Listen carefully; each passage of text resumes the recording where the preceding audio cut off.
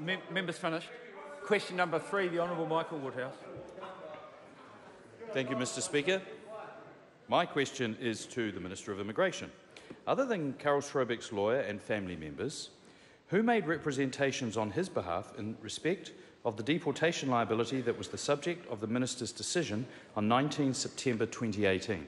Mr Speaker. Iain Lees-Galloway. Thank you, Mr Speaker. I refer the member to the answer I gave when you asked me the same question yesterday.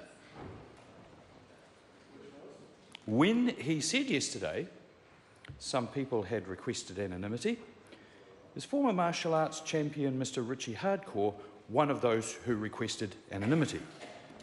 Mr Speaker, as I have said a number of times, I do not consider that it is in the public interest to name specific individuals. However, given that the Prime Minister has confirmed that she received unsolicited communication from Richie Hardcore, I am prepared to confirm to the House that I did not receive any communication from him prior to making my decision.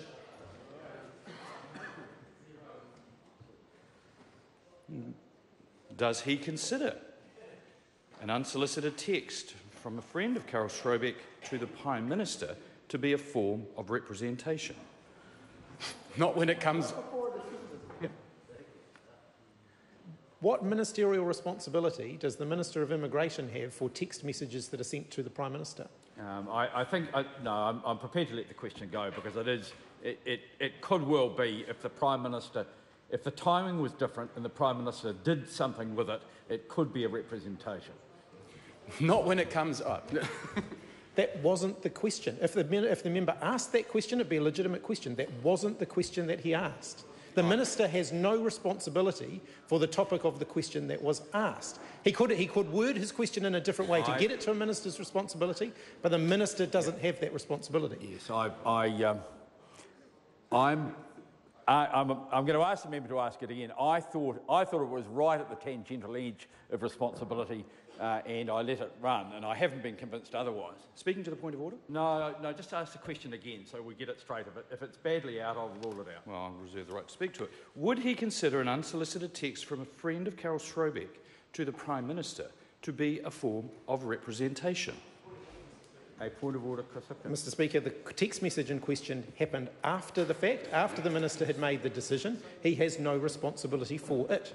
If it was the only quick test. And we have had a number of questions about representations to the Minister. The Minister's interpretation of whether something is a representation or not is something which he can explain to the House. I think he's perfectly capable of doing that. And I frankly, the more I listen to the question, the more I think about it, the less merit I think the Leader of the House has. No, I've asked the Minister to answer the question. It goes to the comment that you just made, Mr. Be a point Speaker. of order.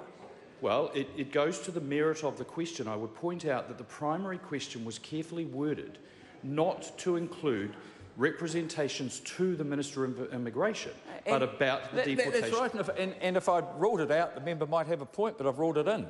Iain Lees-Galloway. Mr Speaker, no, because a representation has to have some bearing on the decision that I make. Has there been any communication between the Prime Minister and himself with regards to the text message from Richie Hardcore, and when did that first occur? Yes, after I made the second decision. Given he is now playing, given that he's now playing the process... I've just reversed my earlier decision. Thank you. Given he is now playing the process of elimination game, which he ruled out yesterday, will he now disclose the names of all submitters who made representations? Mr Speaker, no. As I said, I do not consider it in the public interest to name specific individuals. The only reason I've named Mr Hardcore is because his name has been raised in relation to the Prime Minister. Well, does he not agree, though, that we have now reached the point where public interest outweighs any issues of privacy with respect to the deportation liability of Mr Schrobeck? No, I don't want people who, in good faith, made representations to be the subject of a witch hunt from that member. Question number 4, Amy Adams. My question is to the Minister of Finance.